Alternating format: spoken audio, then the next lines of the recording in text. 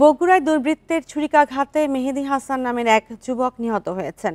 শনিবার রাতে আজিজুল হক college campus এলাকায় এই ঘটনা ঘটে।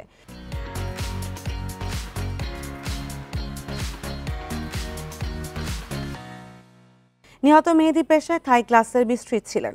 স্থানীয়রা জানান, আজিজুল হক কলেজের দর্শন বিভাগের পুনর্মিলনীর অনুষ্ঠান ছিল। এই উপলক্ষে ক্যাম্পাসে কনসার্টের আয়োজন করে শিক্ষার্থীরা। এ সময় কনসার্ট দেখতে যাওয়ার পথে দুর্বৃত্তরা তাকে ছুরিকাঘাত করে পালিয়ে যায়। পরে স্থানীয়রা আহত অবস্থায় উদ্ধার করে শহীদ জিয়াউর রহমান মেডিকেল কলেজ হাসপাতালে নিলে চিকিৎসক মেহেদী মৃত ঘোষণা করেন। তবে কী কারণে হত্যাকাণ্ড তা তদন্ত করে জানা যাবে বলে পুলিশ জানিয়েছে।